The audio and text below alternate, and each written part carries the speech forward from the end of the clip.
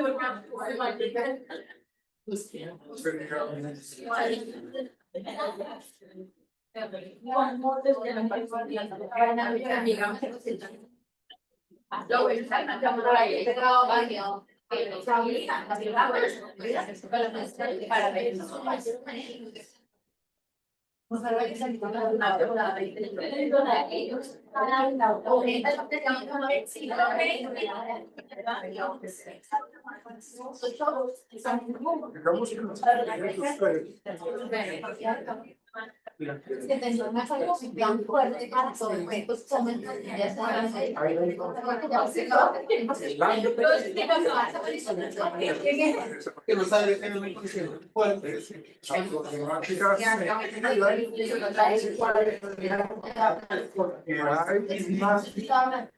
Una clara necesidad de cambio de interfaz, porque digamos que ha pasado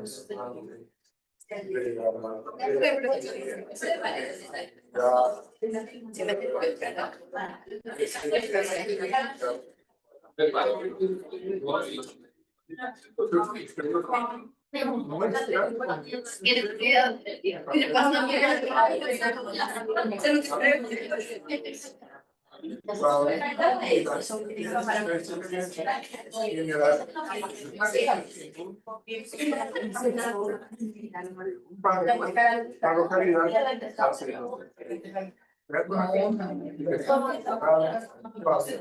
Haga cuenta muy cuidadosa con las citas andaba por la calle.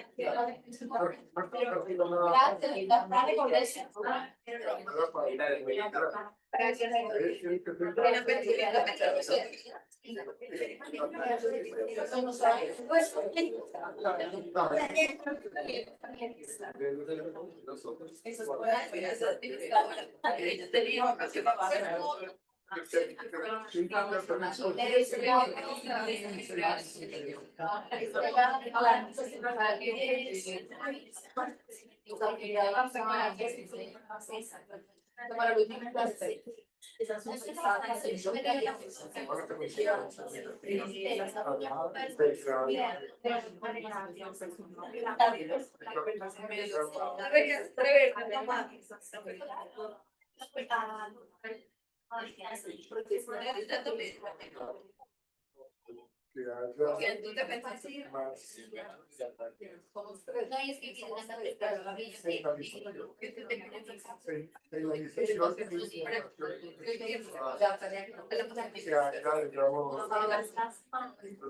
haya, digamos, y se pasa el espacio. Y yo te digo,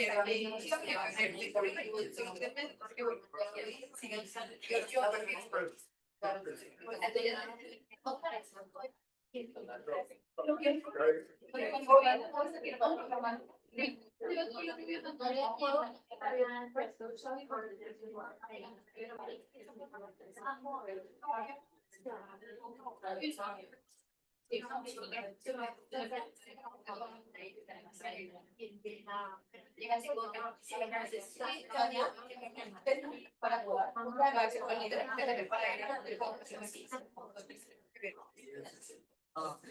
era la respuesta que era la respuesta.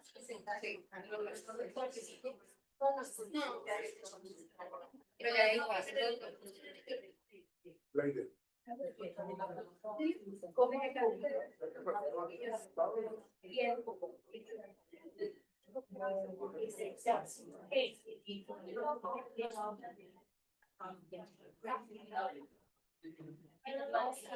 Son muy flexibles.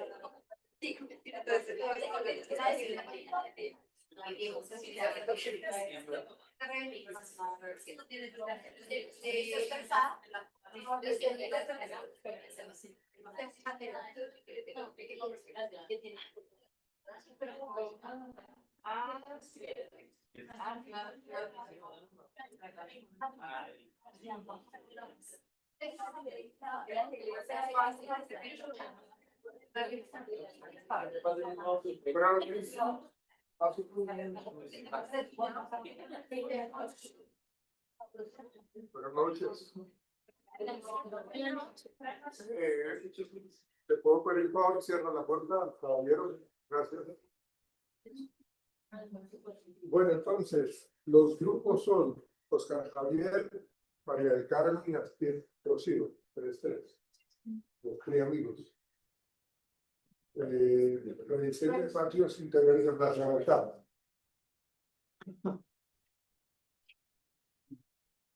Mariana, Valentina y de la Caterina. Ustedes van a trabajar huertas comunitarias.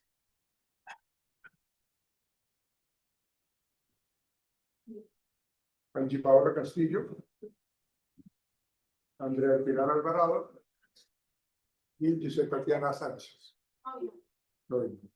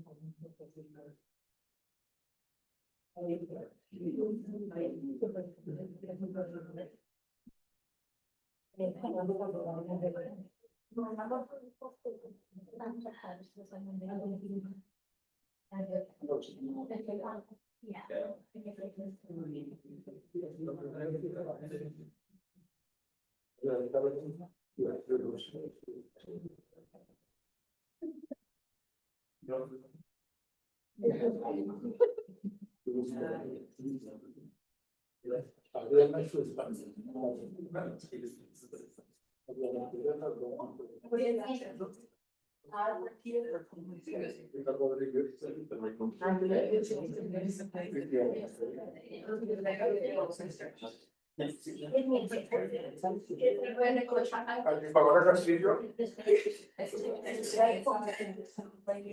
Clara Alvarado.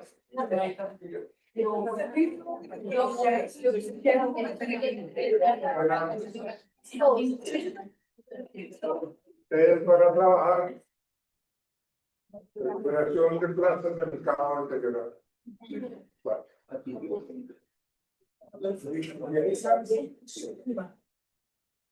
Lixianiza.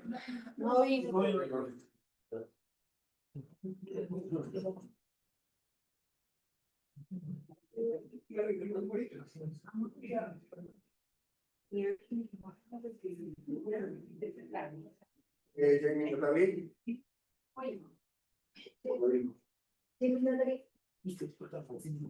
Andrea Valentina.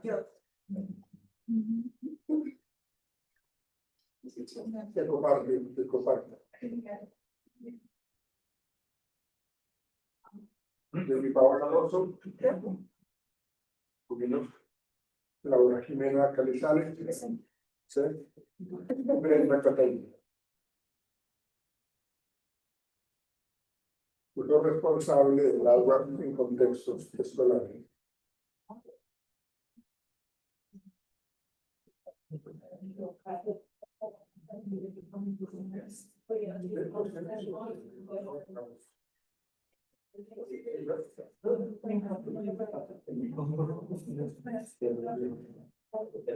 Valeria Villalba. Laura Sofía. Aleida Joana.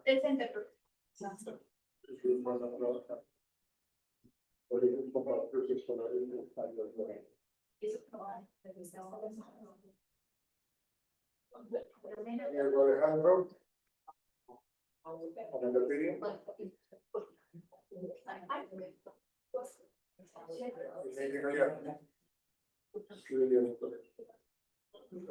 El transporte público.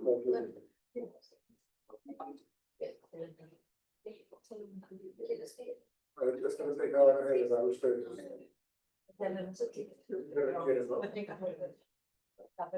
Muy bien.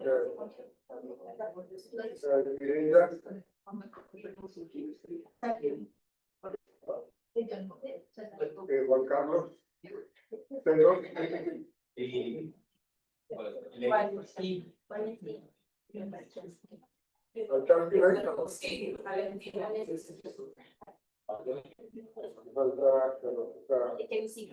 Valentina. Lady Valentina.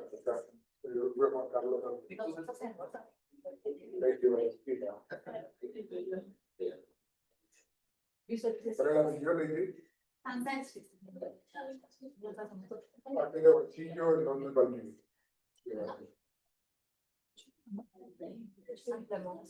Juan David. Diana Marta. Y Jensi.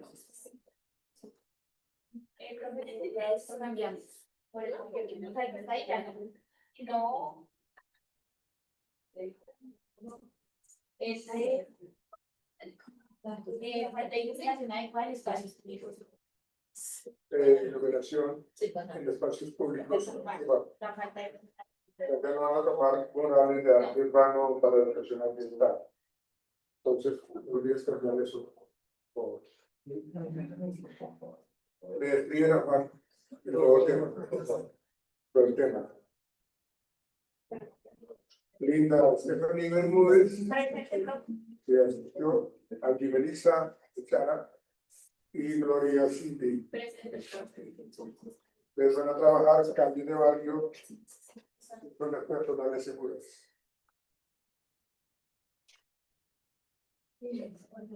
Giovanna Paola y Andrea Valentina.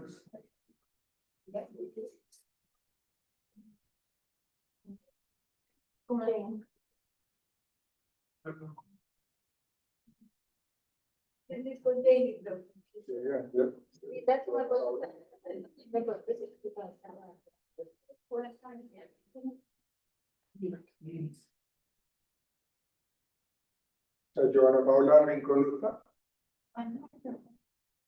Este mismo tiene que la esquina de ella ya está arriba. No, simplemente lo que parece porque Giovanna Paola Rincón, adiós.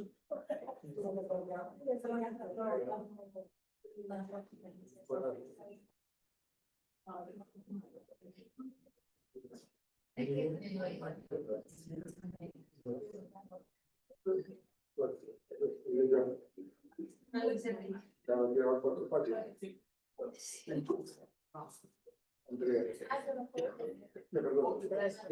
Giovanna Paola Rincón. Giovanna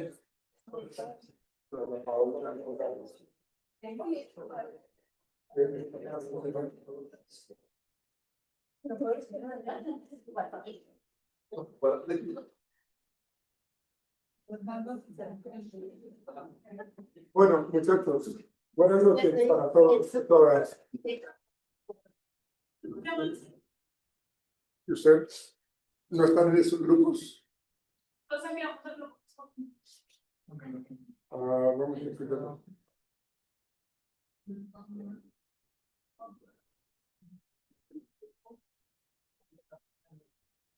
¿Para ver ustedes dos? Escríbanle, por favor. Por favor, escríbanle a Juan.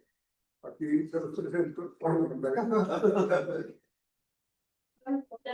Juan David, el nombre de los integrantes del grupo y la temática, por favor. Para que su acción me lo actualice. Bueno, listo.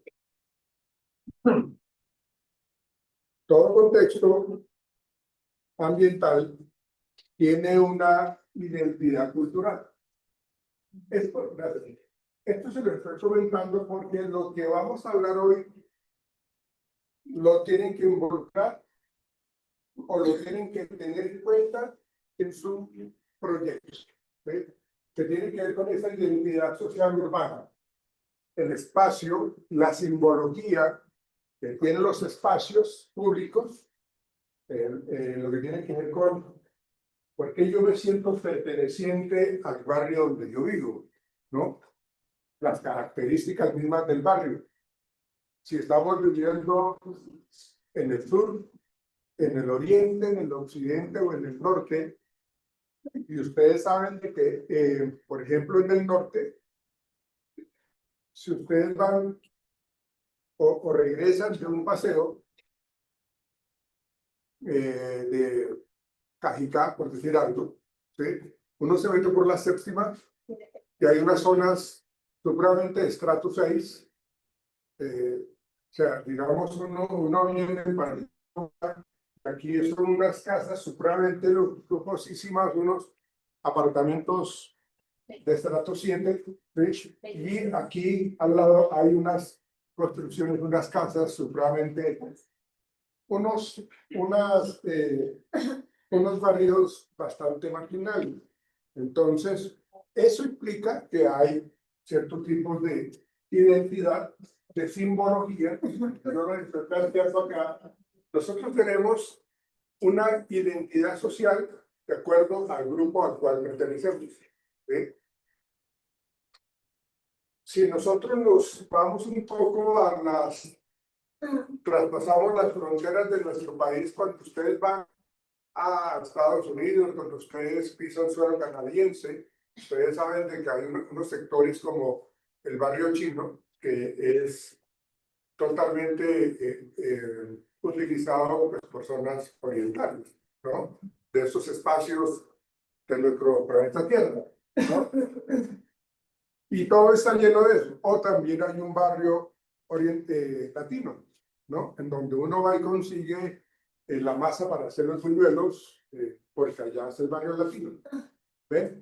Entonces son espacios que hacen que nosotros nos identifiquemos y que busquemos precisamente la cercanía con esta población o con esa representatividad que tenemos con respecto a nuestra cultura, ¿sí? Y eso nos hace ser identificados con los demás. Entonces, por ejemplo, aquí yo coloco esa imagen de un grupo de personas que visten de una manera particular, ¿sí? Si nosotros hablamos de bueno, ustedes me van a colaborar, por favor, porque no tengo mucho conocimiento de eso. ¿Será que los reggaetoneros son los que se ponen pantalones descadrados? ¿Sí? ¿Son ellos?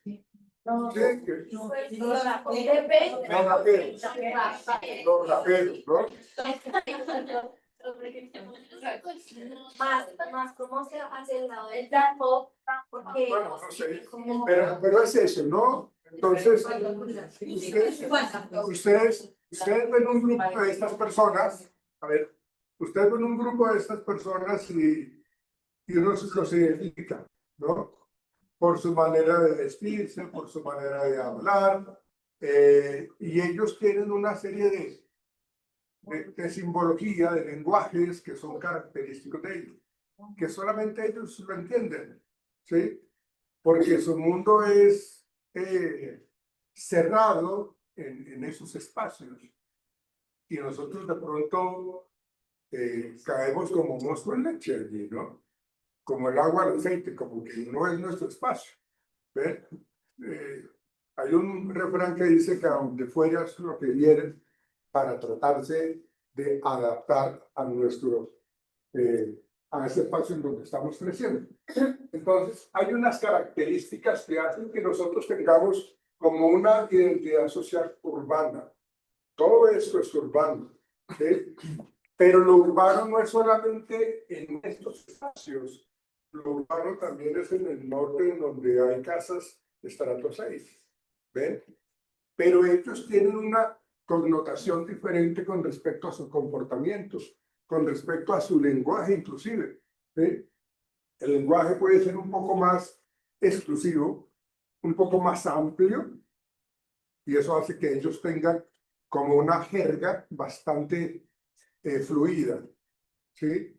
En cambio, unas personas, y no por hablar mal de las regiones en donde hay cierto tipo de hacinamiento y donde viven bajo esas condiciones, pareciera ser que su lenguaje es bien particular, ¿sí? Y es bastante reducido, por eso que se utilizan muchos términos un poco soeces, que también pues, es rebuscado en ellos. Y se entienden ellos de una manera bien clara. Entonces, aquí estamos viendo nosotros cómo es que esos espacios urbanos influyen en nuestra conducta.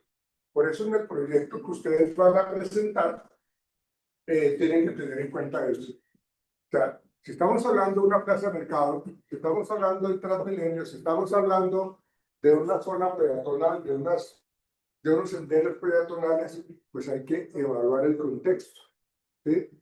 Porque si yo coloco un sendero peatonal con unos acabados supremamente lujosísimos y con unas luces bastante costosas en Ciudad Bolívar, pues no duran, ¿no? Seguramente se lo pueden robar, porque se lo van a vender por allá, porque es que eso estaba muy bonito, está muy lujoso y lo quitan y se lo llevan para entonces tienen que colocar precisamente pues toda esa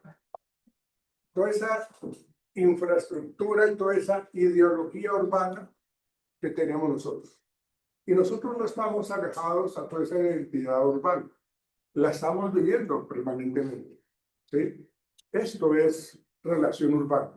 Esto es una relación en donde tenemos un grupo de personas, estudiantes de psicología a punto de graduarse, pero tenemos una representatividad en el rol psicológico, en el lenguaje psicológico, pero cada uno de ustedes cuando salen de acá se van para sus espacios de vivienda, ¿sí? Y allá encontramos toda esa subcategoría de esta cultura urbana, ¿no? Entonces, es lo que queremos de pronto ver en la noche de hoy, para que nos pongamos un poco en ese contexto, ¿ves? Entonces, en este entorno, como parte de identidad, volvemos a hablar del tema de las señales, de la arquitectura, de cómo está construido el barrio. Perdón, yo coloco esto para que todos tengan la posibilidad de verlo. Ahí está, ¿no? Entonces, ¿quién usa ese espacio? ¿Qué prácticas normales hay allí? Entonces, resulta que en los barrios populares se reúnen las personas de pronto a echar tinto o a jugar partidos de fútbol, banquitas. Sí, se reúnen los rusos, es decir, los albañiles, para jugar sus partidas de fútbol en la hora del almuerzo, ¿ven? O las esposas de estos personajes llegan allá al parque y llegan con su menaje, con su portacomida y se sientan allí a compartir con su esposa y con los compañeros todo ese tipo de vivencias, y eso es lo que nos identifica a ellos, ¿no? Entonces, hay unas señales donde los espacios que utiliza la gente se utilizan en cierta forma particular. Se regulan ciertos comportamientos en donde se ve que las personas llegan allá a hacer ejercicio, entonces se reúnen en la mañana un grupo de señores de la tercera edad a hacer gimnasia, ¿sí? Con los aros, con los hula hula, ¿sí? O con los balones, y empiezan a hacer un poco de ejercicio. Hay personas que utilizan el parque entonces para consumir marihuana, ¿sí? Entonces son espacios que determinan cierto tipo de comportamientos y señales conductuales que todos los días se repiten, todos los días. Entonces eso marca una identidad urbana. Eso marca entonces ese proceso de identidad que está marcado en estas categorías, ¿no? Entonces acá, en ese entorno, como parte de identidad, hay una atención selectiva. Entonces yo estuve en ese barrio por tanto tiempo, entonces yo me acuerdo lo que viví en mi infancia, yo me acuerdo mucho de lo que compartí. Yo tuve mi primer noviazgo, tuve la novia, y entonces yo me acuerdo mucho. Yo me acuerdo mucho que entonces nos sentábamos en el antejardín a hablar y a darnos besos, ¿no?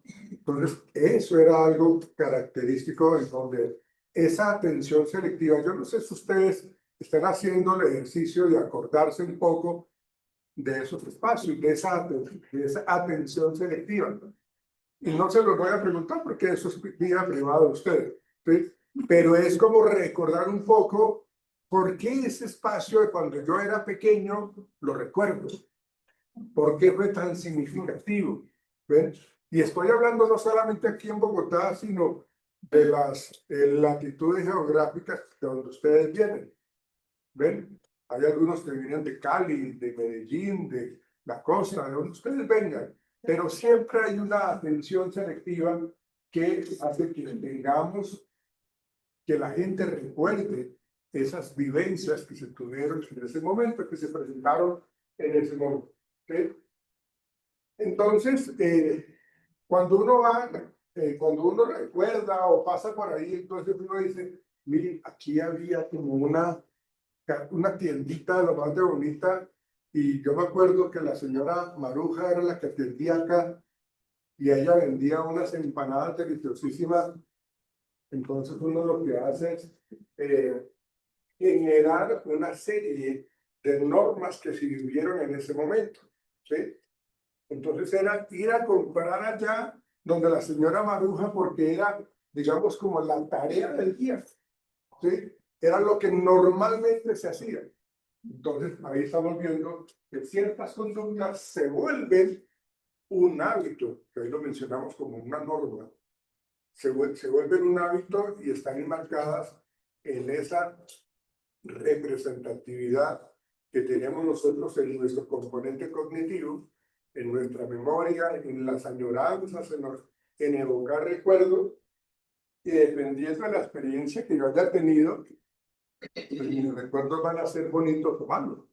Porque si yo en ese espacio donde está la tiendita de barrio, ahí fue donde un ladrón por robarnos mató a X personas.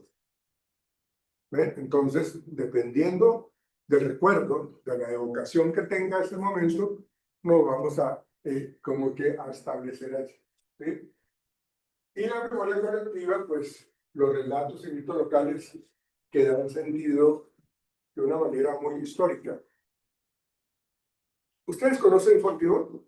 Sí. Bueno, no sé qué tanto conocen ustedes, porque les voy a hablar de Fontibón de años atrás, ¿no? Ustedes sabían, hay un barrio que se llama, bueno, de Fontibón, Fontibón es grande,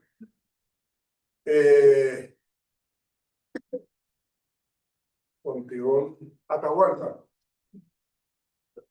que de hecho, fíjense, que de pronto más adelante se menciona esa parte, dependiendo de las circunstancias que se viven en ese barrio de Atahualpa, lo llamaban Atracaviolahualpa. Atracaviolahualpa. ¿Qué nos indica eso? Que era un barrio supremamente peligroso. Y era peligroso porque allá hay una leyenda urbana que existía un señor que se llamaba John el Leproso. ¿No lo saben? ¿No? Entonces usted no conoce Fontión. Porque eso es historia de Fontión.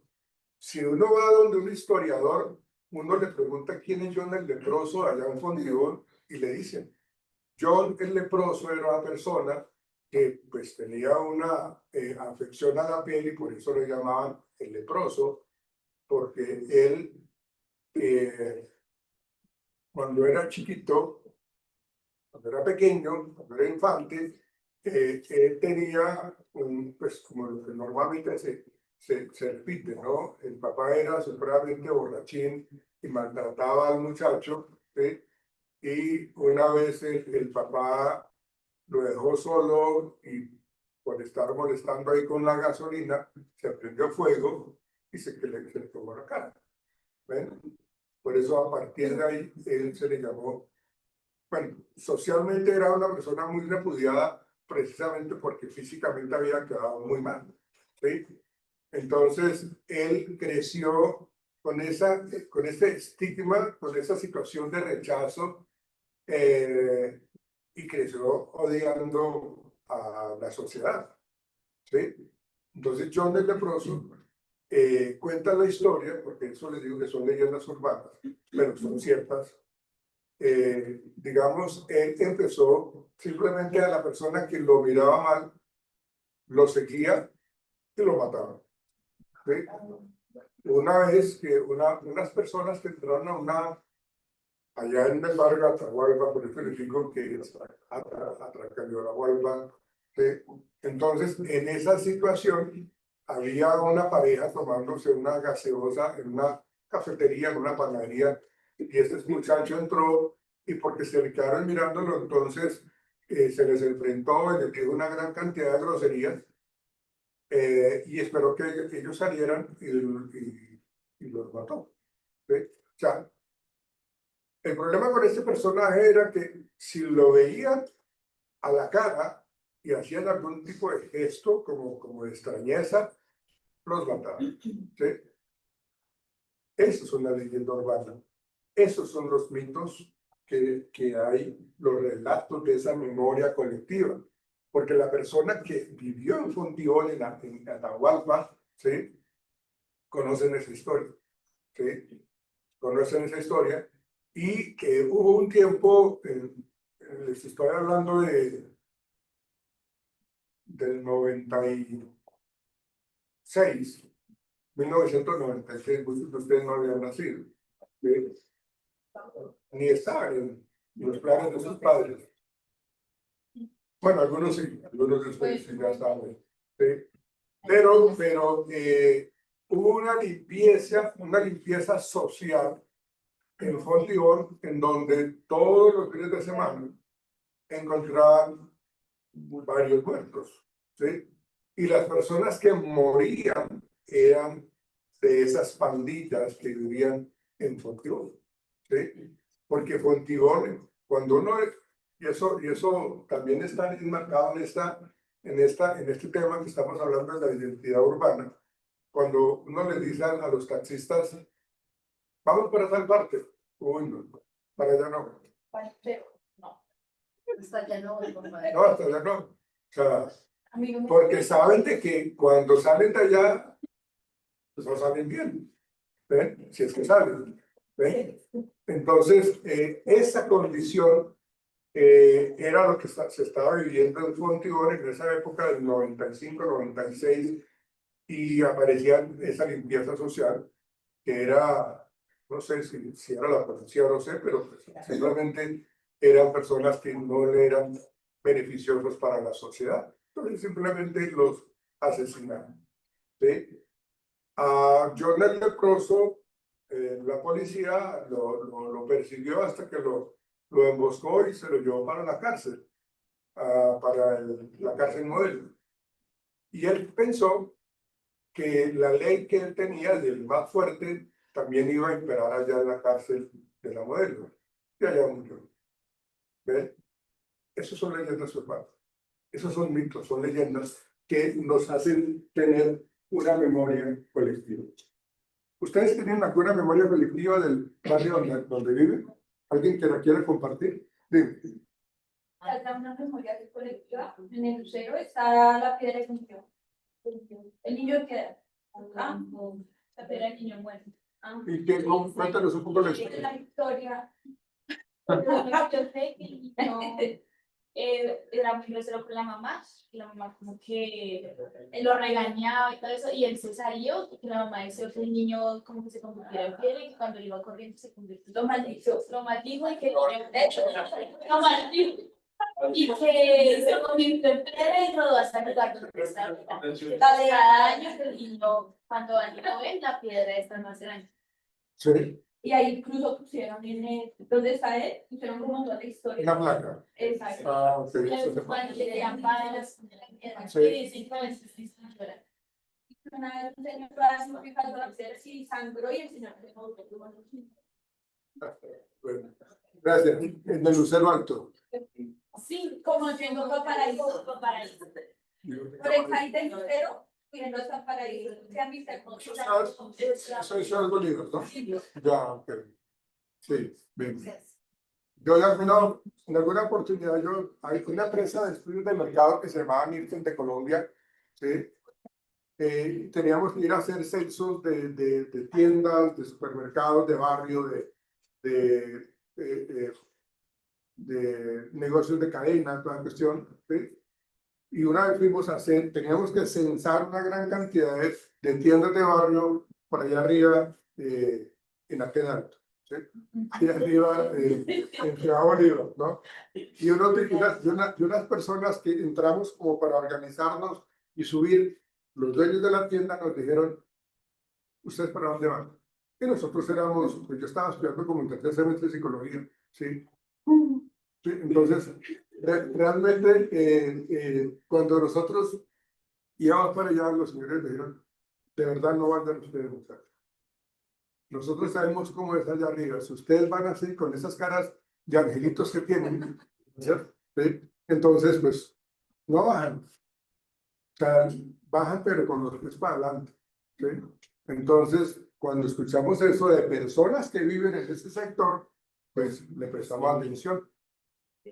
Y nosotros pasamos esa Navidad, nosotros no subimos por tal cosa, pues como para no llenar la información del censo de una manera deshonesta, ¿no? Que simplemente pasamos el reporte de que no se subía pues, por recomendación de los habitantes del barrio. ¿Eh? Entonces, tiene que ver con eso. Fíjense que cuando hay una consecuencia psicológica, que es lo que estamos hablando de todo este tema, de los estigmas sociales, de los prejuicios, de lo que tiene que ver con el que yo pertenezca a este barrio, o me da goodwill, o me hace sentir mal. O me da elegancia, o me hace sentir como la escoria más grande de este mundo. ¿Ve? Porque tiene que ver con eso, esa consecuencia psicológica que puedo haber yo, porque nací o crecí en este barrio, ¿sí? Y no puedo irme acá, pues, porque no tengo los medios económicos para irme, ¿ven? O las personas que de pronto han estado viviendo en un estrato 6 y que pasan a vivir un estrato 2, el proceso de adaptación es bastante complejo, muy difícil. Y además de que, como les comentaba ahorita, el tema de la comunicación o el tipo de lenguaje que utilizan, la gente de estrato 6 va a ser supremamente complejo allá viviendo en un estrato 2. ¿Sí? Que las frases son de alto calibre. ¿Ven? Bien. Okay. Entonces, hay un barrio, colocado como un barrio peligroso, creo que estamos hablando de Fontibón. Sufre esa estigmatización y eso hace que ese barrio no progrese.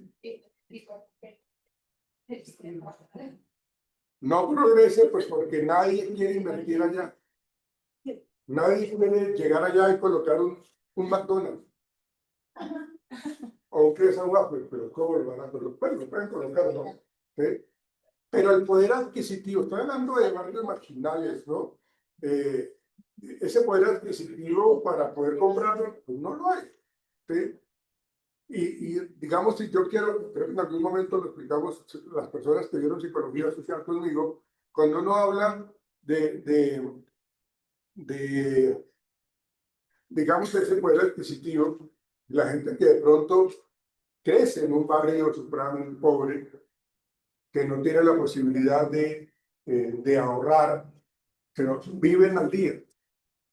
Viven al día, no tienen la capacidad de ahorrar como de pronto uno lo hace, decir, bueno, esta plática la voy a ahorrar para viajar a Cartagena al fin de año. ¿No? No lo pueden hacer, tenemos que vivir al día. Y al vivir al día, pues entonces lo que pueden comprar es el mercado para el almuerzo de hoy, si es que tienen la posibilidad de almorzar, o compran, no sé, una bolsa de leche, lo que sea, pero no pueden ahorrar nada más. ¿Ven? Pues mucho menos yo voy a colocar como empresario, mucho menos yo voy a colocar un almacén de electrodomésticos de alta gama, ¿no? Darle créditos a ellos. Entonces la gente, al percibirse en un sector como peligroso, aprende a vivir a la defensiva, porque esa es su forma de sobrevivir. Aprenden a vivir a la defensiva, porque no hay de otra. ¿Sí? Si yo me pongo de asertivo, de amable, pues como que no me va muy bien. ¿Sí? Bien. Los tres componentes, bueno, cuando hablamos nosotros de esa identidad social, estamos haciendo a ese sentimiento de pertenencia, de pertenecer al barrio donde yo he crecido. ¿Sí? Mi infancia yo la viví en Kennedy, barrio Kennedy. Kennedy tiene unas zonas, unos espacios que como son Supermanzana 2, no sé qué cosas, ¿sí? Entonces, más o menos yo vivía por allá, ¿sí? Estoy hablando de cuando yo era pequeñito, ¿sí? Entonces, uno tenía la oportunidad de, la inseguridad no era como tan marcada como lo es ahora, y uno salía con sus juguetes y salía a correr con sus aviones y disfrutaba uno eso. Y uno vivía en esos espacios y disfrutaba muchísimo eso. Disfrutaba de esos espacios. Me acuerdo mucho que teníamos un perrito callejero y se volvió el perrito de la cuadra. Lo llamábamos Gamín, ¿sí? Porque pues, era un perrito criollo, Sandoberman. ¿Sí? Entonces teníamos ese perrito y el perrito nos acompañaba a la tienda cuando teníamos que ir a comprar el pan. Yo llegaba con poquito pan, ¿sí? A la casa. ¿Sí? Entonces, realmente, esos son recuerdos que uno tiene y eso le genera a uno ese sentimiento de pertenencia a ese barrio como tal, de Kennedy, ¿sí? De esa infancia que yo me acuerdo. ¿Ven? Entonces, la identificamos. Y en esa identidad social, pues tenemos tres componentes, ese componente espacial, en donde nosotros volvemos a hablar de que cierto sector es reconocido por que hay una taberna que es supremamente reconocida. La Carroza Dorada, me ocurre a mí, que sí existía por el lado de Galanes. ¿Sí? La categoría espacial, el lugar funciona como una etiqueta social. ¿Sí? Entonces las personas que viven en un lugar determinado tienen esa etiqueta social y la reconocemos por algo, por una esquina, por una estatua, y es el espacio en donde nosotros tenemos como el punto de referencia para poder volver allá, para que a partir de ese espacio yo pueda coger a la izquierda o a la derecha para llegar a donde yo voy. Pero tenemos esa categoría espacial, ¿sí? Y nos identificamos como pertenecientes a ese barrio. Tiene un contenido simbólico que tiene que ver con esos valores, estereotipos y narrativas que se asocian a esa categoría, que es lo que yo les estaba explicando hasta el momento en esa adquisición de esa identidad social urbana. No se centren solamente, muchachos, señoritas, en lo que tiene que ver con los estratos 1 y 2. O sea, esto también se vive en los estratos altos, ¿sí? Con unas diferencias marcadas con respecto a los grupos, con respecto a las casas, las avenidas, las calles pavimentadas, o sea, todo es diferente, pero pasa lo mismo. Simplemente hay algunas personas que son más favorecidas y otras no. Bueno, y hay unas consecuencias conductuales con respecto a esas prácticas rituales o actos colectivos que confirman la pertenencia, ¿sí? Entonces, digamos que estas prácticas rituales es de que los fines de semana se hacían unos carros de mercado campesino y empezaban entonces a llegar la gente a comprar que los huevos de campo, que el queso pera, que el bocadillo, que bueno, una gran cantidad de cosas. Y eso se volvió tan repetitivo que hacía, por eso se habla de esas consecuencias conductuales, en donde esas prácticas ritualistas que se llevaban allá hacían de que la gente fuese. O sea, cuando hablamos de esas consecuencias conductuales, es de que yo, como habitante de ese sector, me dirijo, me voy para allá y la conducta de comprar, la conducta de preguntar, la conducta de lo que sea, es lo que se está manifestando allí, ¿sí? Y lógicamente lo que yo les comentaba ahorita es que se suma la dimensión emocional, el orgullo, la vergüenza, de ser perteneciente, la protección, la nostalgia, ¿ven? Entonces, todo eso está marcado de esa identidad social, ¿sí? Y hay unas fronteras, pueden ser invisibles o pueden ser con respecto a direcciones en particular, en donde nosotros somos de un sector y eso hace que yo tenga una serie de comportamientos que son permitidos en ese sector. Las personas que quieran entrar a este espacio tienen que pagar peaje, por decirlo de alguna manera, ¿sí? Porque está siendo controlado por cierto grupo de personas. Entonces nosotros lo que hacemos es, los que vivimos adentro, somos de ese centro demográfico como tal, y los que están en la periferia, los de allá. El grupo de allá o el barrio de allá, esta calle es la que divide el barrio Pollito y la acera y el barrio Pollito 2. ¿Ven? Entonces, hay una serie de comportamientos y de historias también ligadas con eso, que es lo que nos está planteando, en donde se hace o se implica accesos a servicios, a estatus, a estilos de vida. ¿Sí? Todos tenemos la oportunidad de comprar donde cierta persona porque somos parte de ese grupo. Nadie más puede entrar allá. Absolutamente nada. ¿Ven? Y eso genera cierto estilo de vida para ese sector. Bien.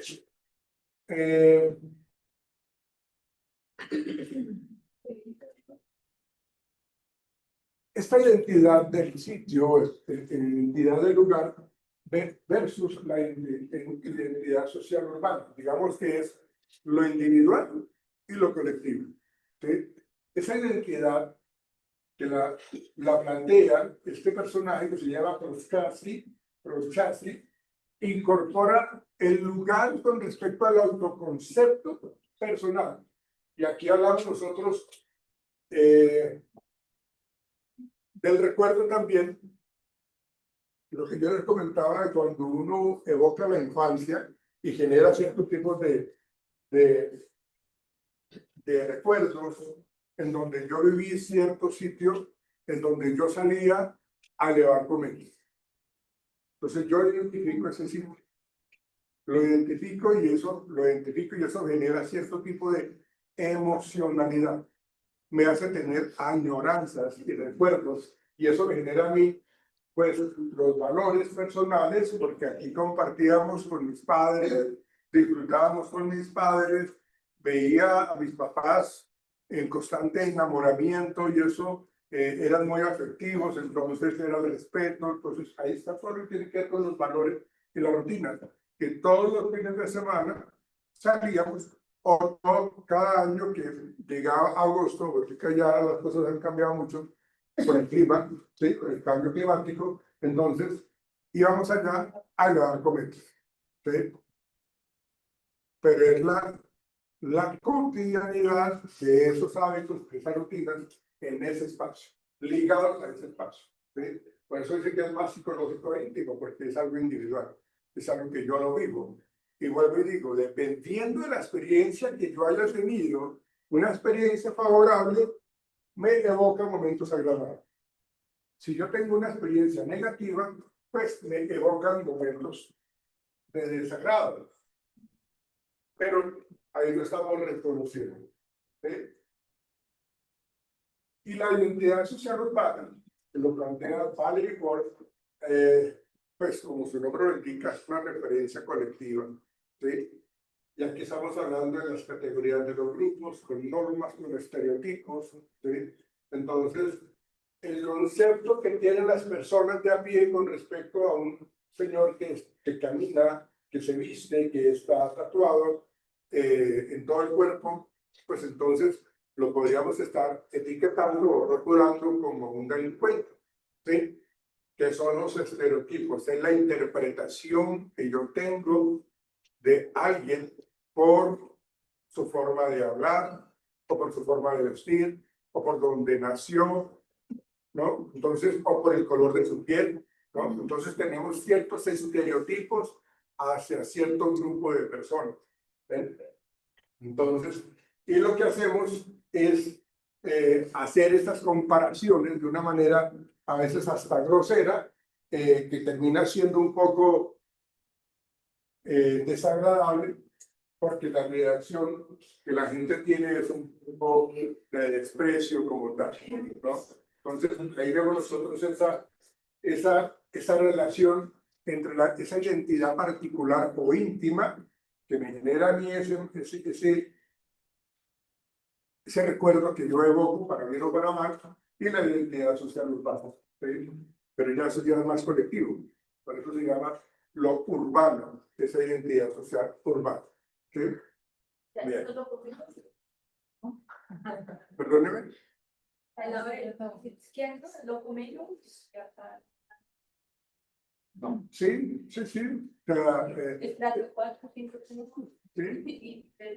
Sí, las diferencias con respecto, por eso cuando comenzamos la clase de hoy, hablamos del ingreso por la séptima, cuando venimos de Chía, Caricá, en donde se ven esos casonones hermosos, ¿sí? Y al lado izquierdo están, pues, esos espacios no tan agradables. ¿Sí? Bien, hay unos niveles de categorización espacial. ¿Sí? Los contrastes, recuerden muchachos que todo eso tienen que vincularlo con su trabajo. Entonces presten mucha atención a esto con respecto a esa identificación grupal.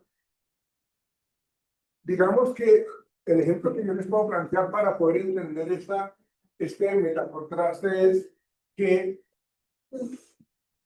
en nombre de la evolución y del desarrollo urbano van a construir algo en el sector donde vivimos. ¿Sí? Entonces el colectivo del barrio se reúne para hacer huelgas, para no permitir que construyan allí. Porque es que la Junta de Acción Comunal se descubrió que van a construir un albergue para habitantes de carga, por decir algo. Entonces, claro, la gente se arma en huelga con respecto a lo que tiene que ver con su espacio geográfico. Entonces, no permiten, se reúnen en colectivo, por eso se habla de esa metacontraste, en donde si percibimos de que nuestro contexto va a sufrir una variación fuerte, inmediatamente la gente reacciona. Y se paran y bloquean las avenidas, se sientan en las calles para que no pase el transporte público, entonces hacen precisamente eso. ¿Sí? Y la prototipicidad, aquí lo que nos está planteando esa prototipicidad, ¿sí? Son los espacios que se vuelven representativos para un lugar. ¿Sí? Es lo que nosotros decimos como que, por ejemplo, lo que ustedes mencionaban, el niño de piedra, ¿sí? Ya se convierte en algo representativo del lugar. ¿Sí? Son símbolos centrales que representan la categoría, ¿no? O somos orgullosos porque acá tenemos una capilla, una iglesia supremamente bonita, que es muy concurrida, o tenemos una plaza de mercado que es una plaza supremamente organizada, limpia, lo que sea, pero entonces tenemos esa prototipicidad, ¿sí? Que es la que nosotros identificamos como lo que nos representa. ¿Qué nos representa acá en Bogotá? Monserrate, exactamente. ¿Sí? La Virgen de Guadalupe también. 20 de julio. Pero fíjense que cada uno de esos espacios tiene su identidad, ¿sí? Tiene su mensaje alineado con respecto a esa parte del catolicismo en la religión como tal. Ustedes saben que nosotros como colombianos, la mayoría de la gente que habita acá son el 95% son católicos. ¿Sí? ¿Ves? Bien. Y esa alianza espacial, ¿sí? Nos volvemos a hablar de que según el contexto de que se vaya a reestructurar, ¿no? Entonces, nosotros vemos como que si un evento en particular, ¿recuerdan ustedes eso fue en qué año cuando se presentó esa revuelta social? Eso fue como en el 2019, 18. ¿Sí? Antes de la pandemia. Eso, habían mensajes por WhatsApp de que se están metiendo los ladrones a los apartamentos y que todo el mundo se armó con palo para defender sus espacios. Eso tiene que ver con esos eventos que marcaron un antes y un después, ¿no? Tiene que ver con esa falencia espacial con respecto a una situación en particular. Lo que tiene que ver con eventos o festividades, por ejemplo, el 20 de julio, allá se recuerda muchísimo digamos, el tema del Divino Niño Jesús, o en el barrio Olaya, el torneo de Amistad del Sur, También. el barrio Egipto. Todo tiene que ver con eso. Ajá. ¿Qué es lo que pasa en el barrio Egipto, no? Que allá hacen un simulacro de toda la Semana Santa, todo esto, pero con personas que ellos mismos, bueno, los platican. Pero, bien. Okay. Sí, y está muy influenciado precisamente por nuestro credo religioso, que es el catolicismo, ¿no? Sí. Las capas concéntricas del espacio, las moles, ¿no? Cuando hablamos de moles, estamos haciendo ese vínculo que hay con respecto a lo que es las estructuras grandes, los edificios, las construcciones grandes, en comparación con las zonas verdes, ¿no? Entonces aquí vemos nosotros, esto tiene que ver con esa intimidad, ¿no? Nosotros tenemos, cada uno de nosotros tenemos un espacio en donde tenemos nuestro espacio de intimidad, ¿sí? Entonces lo asociamos con nuestra habitación, lo asociamos con nuestra cama, y esa es nuestra identidad personal, ¿sí? Porque es algo que queremos nosotros para nosotros mismos. Por eso se habla de lo íntimo, elementos personales como la habitación que sostienen los recuerdos, ¿ven? De la infancia, de los primeros años de matrimonio, o de la ruptura del matrimonio, o del nacimiento del niño, ¿sí? Pero son situaciones que son mucho más íntimas y particulares, ¿sí? En la comunitaria, pues espacio más compartido, ¿no? Volvemos al tema del espacio de la compartido inmediato con respecto a la tienda, la esquina y todo lo que representa ese espacio para esa comunidad, ¿sí? ¿Dónde es que queda el negocio este Carlos Parado? El original, el original. Entonces, no, esto es como la estrada, esto es como la estrada. ¿Sí? Pero lo identificamos y la gente hace cola para entrar allá, ¿sí? Es bastante conocido.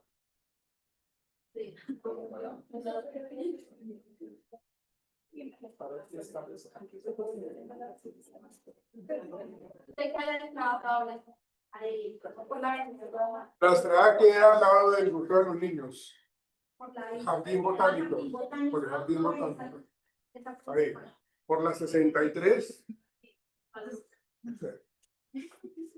Bueno, entonces cada uno de esos hay esa identidad cultural, ¿sí? Lo urbano.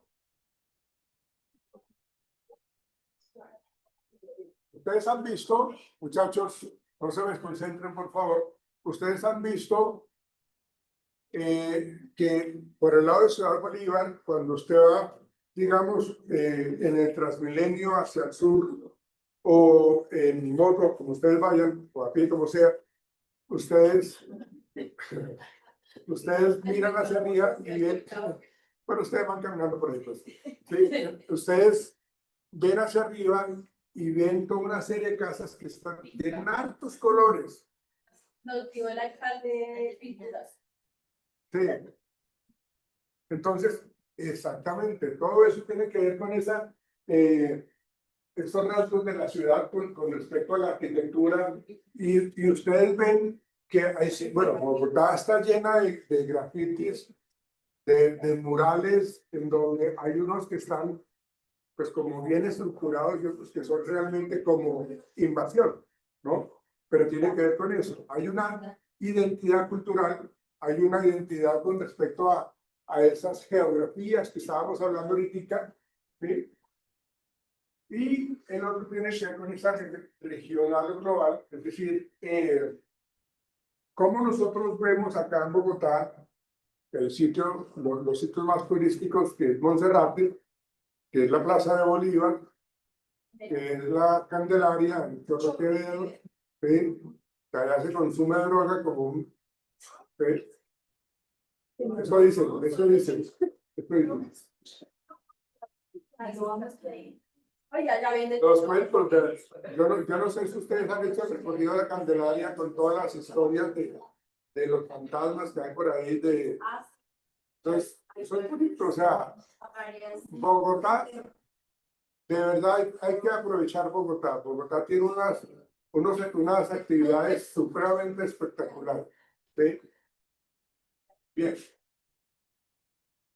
Entonces,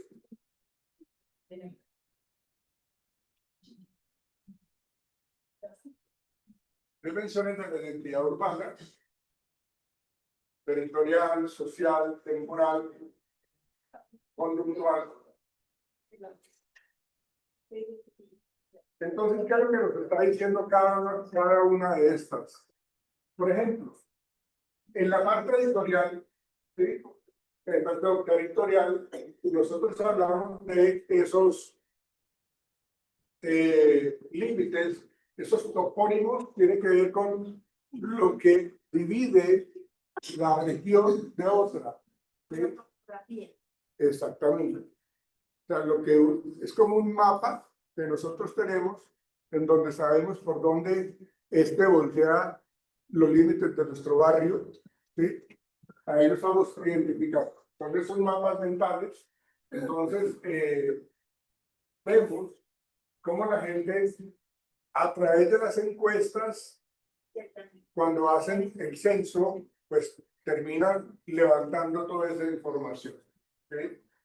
Lo que hablábamos nosotros de esa identidad urbana con respecto a lo psicosocial, si el barrio es seguro, si el barrio es violento, pero eso hablaba de Fontibón, si es un barrio moderno, si es un barrio tradicional. Yo siempre me he preguntado con respecto, o sea, Bogotá, hace muchos años, muchos, estamos hablando de unos 50, 60 años hacia atrás, que la zona más elegante de Bogotá era el centro. ¿Sí? Por eso, era el centro. Era el centro. De hecho, como la ciudad empezó a irse hacia los extremos, pues entonces toda la gente que vivía en el centro empezó a vender o a abandonar esas casas para irse a vivir a las afueras de Bogotá, lo que es Teusaquillo en ese momento. ¿Sí? Entonces, realmente toda esa condición hace que, o generó que el centro se volviera lo que es ahora. ¿Sí? Y todo lo que tiene que ver con la L, con el Bronx, con el cartucho, con lo que era el cartucho, ¿sí? Y toda esa, pues, ¿dónde queda Cuadrapicha? La sexta y digo para pichar ese espacio. No, porque fíjate que tiene una identidad social. La Cuadrapicha queda por la primera de ¿cómo conocen? Sí, claro. Lo que es ahí las dos, están Mis primeros años como profesional, mi primer consultorio psicológico era en la Cuadrapicha. Cuando no era Cuadrapicha, estoy aclarando. Sí, allá tuve el primer consultorio, ¿sí? Porque nos asociamos con un médico, con una nutricionista y con una terapeuta ocupacional y el psicólogo. Y ahí atendía yo consulta. Yo duré allá con ese consultorio como unos 3 años porque el médico se fue para otro país y pues vendió la casa, entonces nos tocó entregar allá. Pero cuando uno pasa por esa cuadra, ya eso ya no existe. Ya no existe porque ya eso se convirtió en una mano de bares, de esa vaina.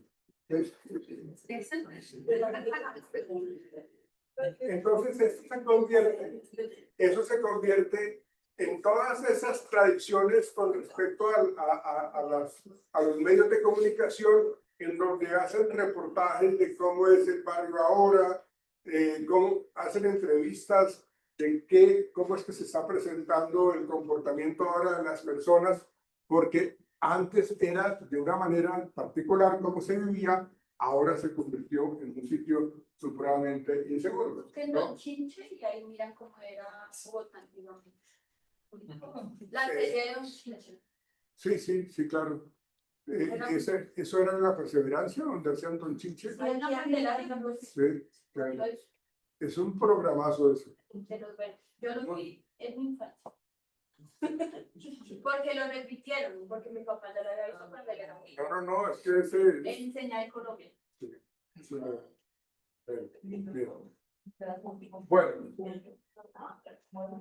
acá en lo temporal, que es lo que hemos estado hablando, todo el tema de la memoria histórica, los hitos, la continuidad del tiempo.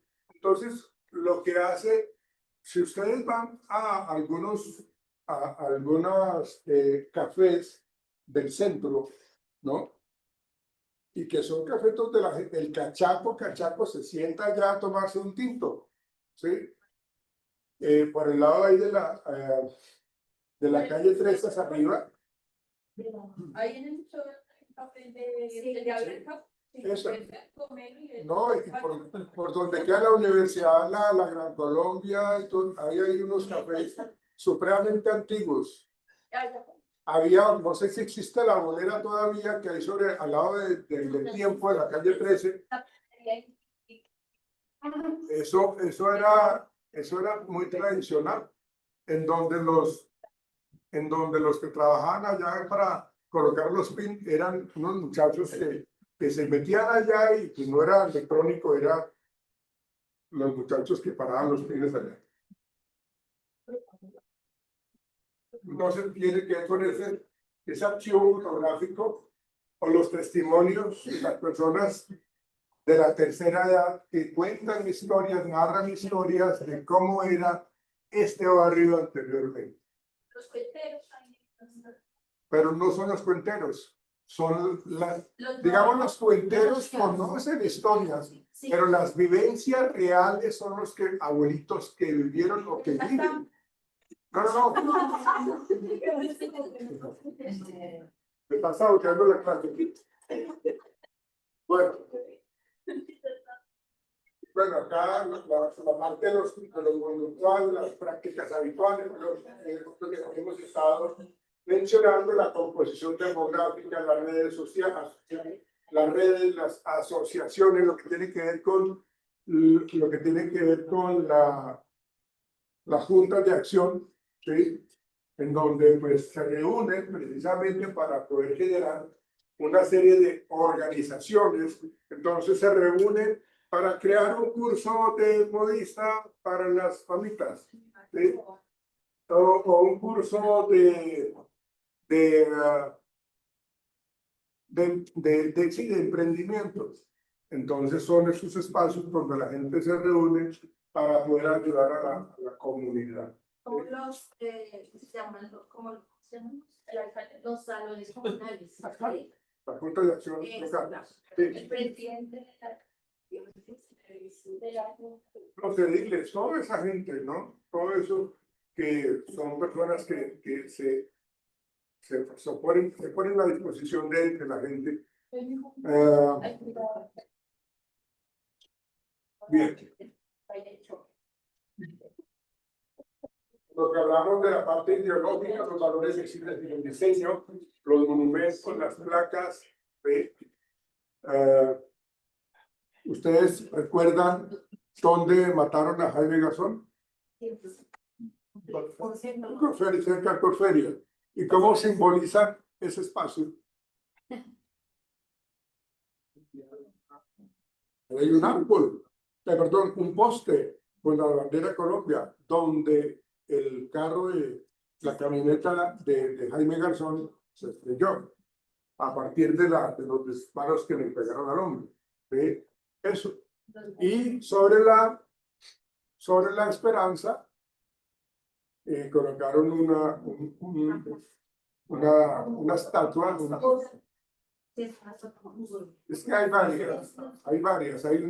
Hay una sobre la 68 con Esperanza, allá al lado del centro comercial Salitre Plaza, que hay un lustrabotas ahí, en bronce, como tal. Entonces, tiene que ver con eso. Por esa parte, me parece que la muerte de esta mujer. Esto es el topónimo, ¿sí? Que es la identidad o el nombre que se reconoce a cierto sector. ¿Sí? Entonces, acá un ejemplo clarísimo de el Vaticano es el estado más pequeño del mundo y es un lugar, un espacio que se le reconoce como el Vaticano, como una ciudad pequeña, como un estado pequeño, como una república independiente. Y la gente lo reconoce por la trayectoria del tiempo, el paso del tiempo.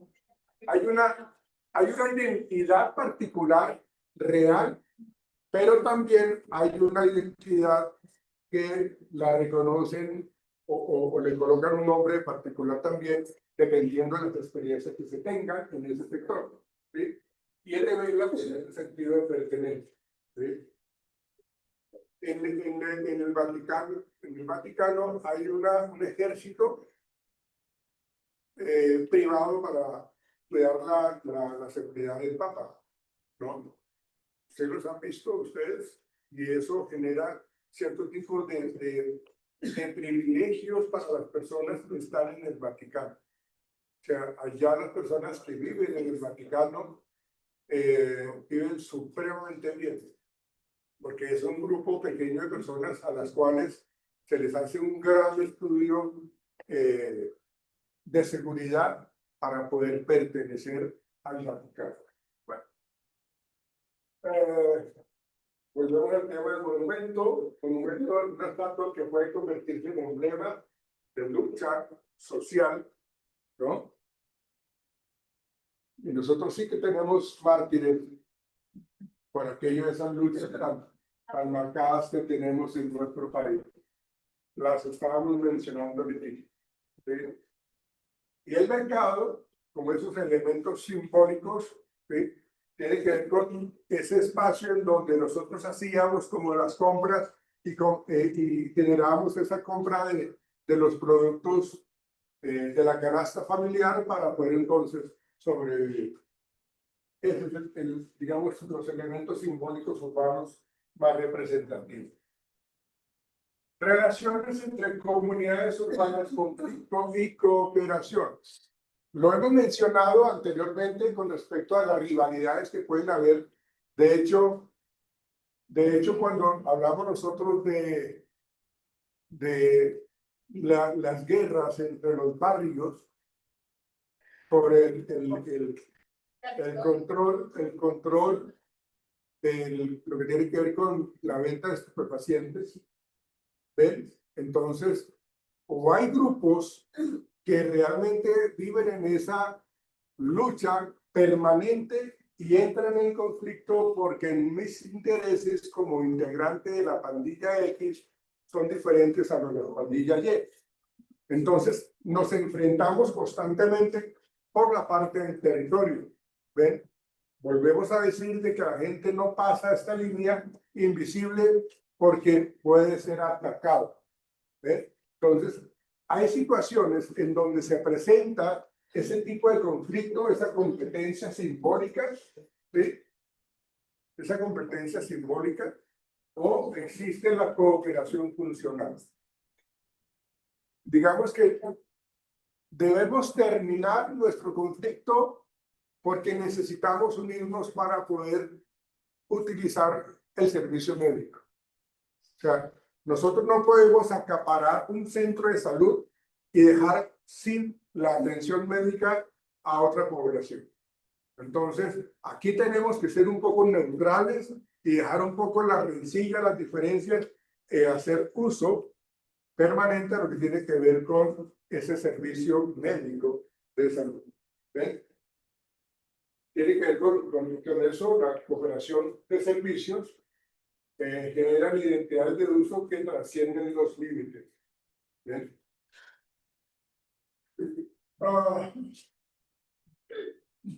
Bueno, esto ya lo habíamos visto. ¿Preguntas, jóvenes? El tema es que sus proyectos, por favor, sus proyectos tienen que tener mucho de eso, porque estamos hablando de sectores demográficos, de sectores geográficos, de vivencias, de historias, de mitos, de estatuas, todo eso tienen que tener ustedes en cuenta. Bueno, nos veremos mañana, muchachos.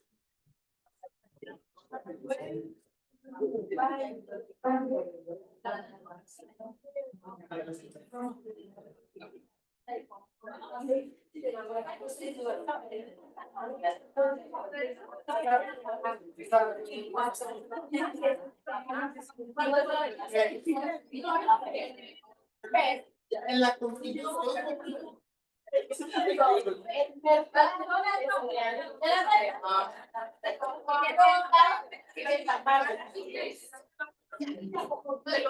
Un poco para no quiero que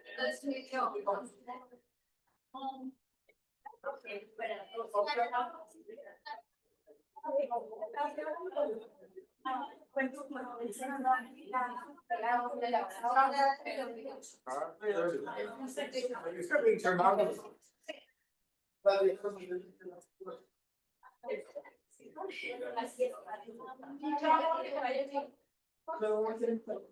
Andrea, sí, en astronomía tengo una experience.